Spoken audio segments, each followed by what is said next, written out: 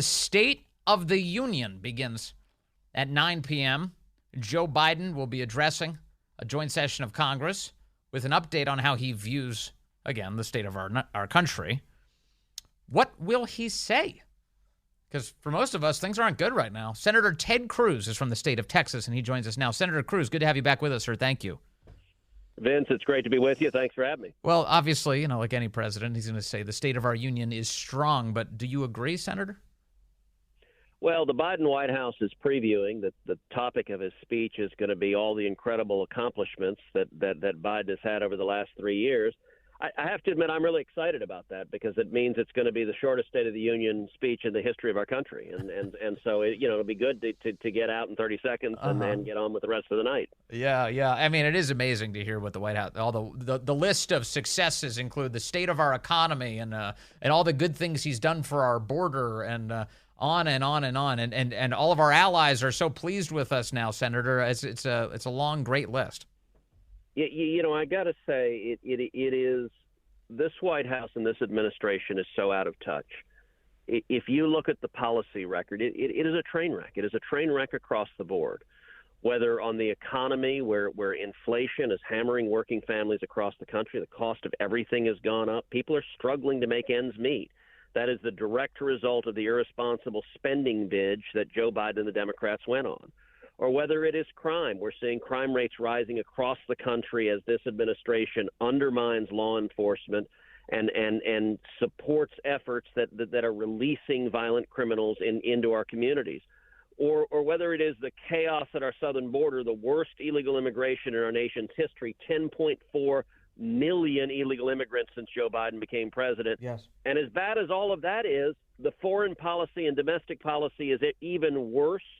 Biden inherited peace and prosperity. We now have two simultaneous wars, the biggest war in Europe since World War II and the worst war in the Middle East in 50 years. And that is all as a result of the mistakes made by this president, and yet they're going to try to spin it and say everything is hunky-dory and aren't we glad for what they've done. Yeah, and quite honestly, you look at a lot of this and you go, it's not a mistake on some of the worst of this. I mean, Biden announced during the campaign that he would invite foreign nationals to surge America's borders, and they did that. Yep. He got rid of all of these policies designed to protect our borders immediately. The White House, Pete Buttigieg was on one of the shows this week, CNBC, insisting, no, he literally didn't do any of that. He literally did all of it, and we're suffering the consequences. Do you expect we'll hear the name Laken Riley, for instance, at the State of the Union? I think the chances of that are 0.0%. They will not mention at all Laken Riley. They will not mention Jeremy Caceres. Last night you had Jen Psaki and Rachel Maddow laughing online and saying, why do people in Virginia care about illegal immigration? Well, maybe both of them should give an apology to the family of Jeremy Caceres, who was a 2-year-old boy murdered by an illegal alien. In Virginia, in fact, less than 30 minutes away from Jen Psaki's $1.7 million home in Arlington, Virginia, and yet she's laughing. Why would anyone care about illegal immigration? The arrogance and the elite, out-of-touch view of this administration is really stunning, and I think it's why we're going to see in November the American people saying we want to change course pretty dramatically. Is that an actual delusion that our leaders have? I mean, is that like the Jen Psaki view of the world? We're like, why do these people even care about immigration? Is that the kind of person who works in the White House right now? They genuinely don't understand this? Look, as far as I can tell, that's the only kind of people that they hire. They hire people who are almost all very wealthy, and they're completely out of touch with working men and women. And understand, the Democrat Party made a decision about a decade ago, which is they chose between two traditional constituencies of the Democrat Party. They chose between jobs for union workers and dollars from California environmentalist billionaires, and they decided they cared about the money more than they cared about the jobs. And so they have been leaving working men and women out in the cold, which explains why Donald Trump was elected in 2016. I think it explains why he's going to be reelected in November of this year. But on top of that, you have John Kerry, who is fighting to drive up gas costs, to drive up utility costs, to restrict everyone's lifestyle dramatically, Yes. while at the same time he flies a private jet all over the globe and he has the carbon footprint of a small town. You have Jen Psaki and other elitists who have private security and armed guards surrounding them that don't understand why people are concerned about crime. And when it comes to illegal immigration, they just laugh at Laken Riley and her family. They just laugh and they say, well, it's not our fault that we keep releasing murderers who are killing innocent Americans. And I think it's why so many people are just fed up with where this administration is. It is disgraceful. Yesterday, of course, was Super Tuesday, and Donald Trump is clearly the Republican nominee for president. Absolutely. You saw him, as you point out, over the course of the years, reshape the Republican electorate, adding a lot of especially people, lower income, middle income people who are sick of Washington and would like to see a better way forward for their families. You've run for president before. You've done the math here. What does it look like this year in your view? I mean, how good of a hand is Donald Trump going into this election with? Look, I think we're going to win in November. I think Trump is going to be reelected president. I think Republicans are going to win the Senate, and I think we're going to grow our majority in the House. And I think it's because the policy record of Biden is such a disaster. The classic question in any presidential election is, are you better off today than you were 4 years ago? And unless you happen to be a big tech billionaire or a Mexican drug lord, in which case, if you're one of those two, the answer is yes, and you ought to vote for Joe Biden. But if you're not a Mexican drug lord, the answer is hell no for just about everybody else. And I think we're going to see a big victory. Look, I'll give an example. So my guest tomorrow night, every senator is allowed to bring one guest.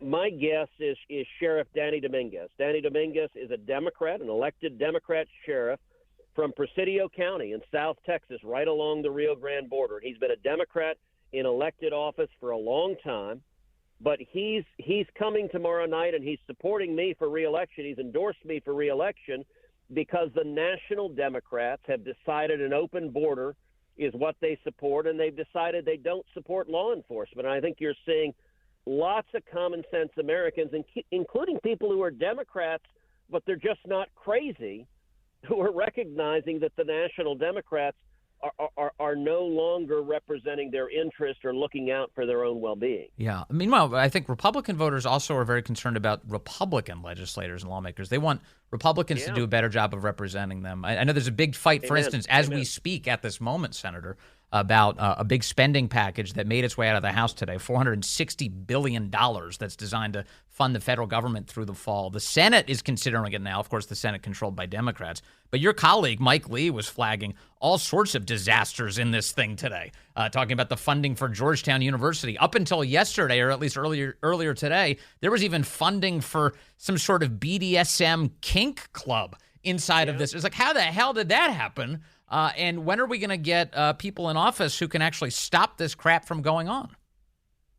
Well, the problem is that Congress has now enthusiastically embraced earmarks once again. And look, the Democrats are eager to engage in earmarks and carving out special pork to try to buy their reelections.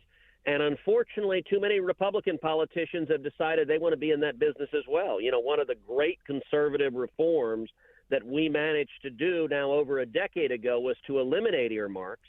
And sadly, you saw Republican leadership in the Senate and the House undo that reform. I think that was a real mistake. And I think, there's an old phrase that earmarks are the gateway drug to out-of-control spending. And I got to say, we've gone through that gateway, and $34 trillion in national debt is now greatly hampering the future of our kids and grandkids.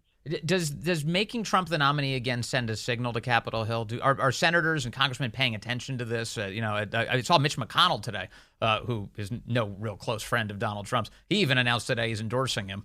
What is the message that Washington receives when the Republican base says Trump's our guy? Well, listen, when Trump was elected in 2016, that was frankly a giant screw you to career politicians in both parties.